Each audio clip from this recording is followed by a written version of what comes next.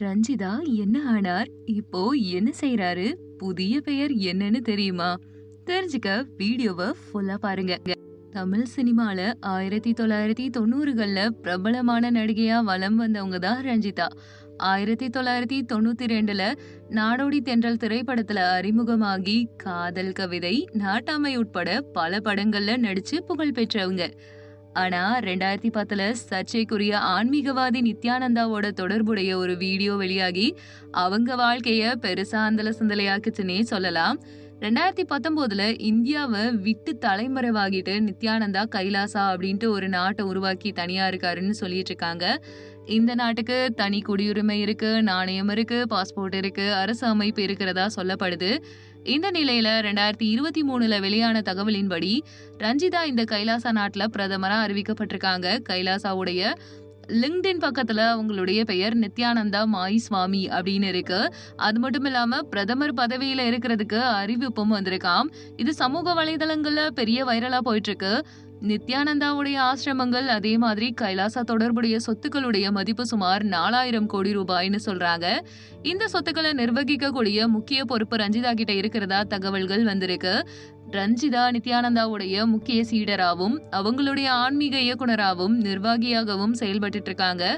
இந்த சொத்துக்களுடைய மதிப்பு வருடந்தோறும் அதிகரிச்சு வர்றனால ரஞ்சிதாவுடைய நிலைப்பாடு மற்ற சீடர்களுக்கு மத்தியில போட்டி பொறாமையை உருவாக்கிட்டு வருதுன்னு சொல்றாங்க.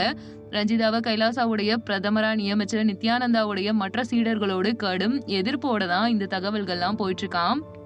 ரஞ்சிதாவை கைலாசாவுடைய பிரதமரா நியமிச்சு நித்யானந்தாவுடைய மற்ற சீடர்களோட கடும் எதிர்ப்பை ஏற்படுத்தி இருக்கிறதா தகவல்கள் வெளியில வந்திருக்கு. ரஞ்சிதாவுக்கு இவ்வளோ முக்கிய பதவி, சொத்து, நிர்வாக பொறுப்பு அளிக்கப்பட்டது மற்ற சீடர்களால ஏற்றுக்கொள்ள முடியாததாகவும் இருக்கு. இது கைலாசாவுடைய உள்ளரசியல்ல பிளவை ஏற்படுத்தக்கூடியதாகவும் கூறப்படுது. இதனால நித்யானந்தாவுடைய கற்பனை நாட்டுல இருக்கக்கூடிய செல்வாக்கு, அதிகாரம் நித்யானந்தாவுடைய கைகளுக்கு மாறுறது தொடர்பான மோதல்களும் உருவாகி இருக்கு. கைலாசா நாட்டுல நிறைய பிரச்சனைகளும் போயிட்டு இருக்குன்னு சொல்றாங்க. இந்திய நீதிமன்றங்கள் கைலாசாவின் இருப்பிடம் குறித்து கேள்வி எழுப்பி இருக்கு. மேலும் பொலிவியாவில நித்யானந்தாவுடைய சீடர்கள் 11 லட்சம் ஏக்கர்ல நிலத்தை குத்தகைக்கு எடுக்க முயன்று ஏமாற்றியதா சொல்லப்படுது. அது மட்டும் இல்லாம ரஞ்சிதா தற்போது நித்யானந்தாவுடைய ஆன்மீக இயக்கத்துல முக்கிய பங்கு வகிக்கிறதோடு கைலாசாவுடைய பிரதமர் அப்படின்ற பதவியிலையும் இருக்காங்க. அவங்க அப்பப்ப சோசியல் மீடியால வீடியோக்களும் பிரசங்கமும் பண்ணிட்டு இருக்காங்க.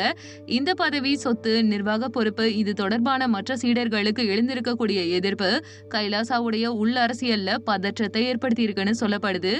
அது மட்டும் இல்லாம ரஞ்சிதாவுடைய வாழ்க்கை திரைப்படத்துறையில அதிகமான ஆன்மீக இயக்கத்திற்கு மாறியதுல இருந்து கைலாசாவுடைய பிரதமர் அப்படின்ற சர்ச்சை பதவி வரைக்கும் பல திருப்பங்களை சந்திச்சிருக்கு. 4000 கோடி ரூபாய் மதிப்புள்ள சொத்துக்களை நிர்வகிக்கிற பொறுப்பு அவங்களுக்கு முக்கியத்துவம், அதே நேரத்துல பல எதிர்ப்புகளையும் ஏற்படுத்தி இருக்கு. இத பத்தி நீங்க என்ன நினைக்கிறீங்கன்றத கமெண்ட் பண்ணுங்க. நம்ம சேனலை லைக் பண்ணுங்க, ஷேர் பண்ணுங்க, சப்ஸ்கிரைப் பண்ணுங்க, மறக்காம பெல் ஐக்கானை கிளிக் பண்ணி வச்சுக்கோங்க. அண்ட் முக்கியமான விஷயம், கண்ணியமான கமெண்ட்கள் வரவேற்கப்படுகிறது.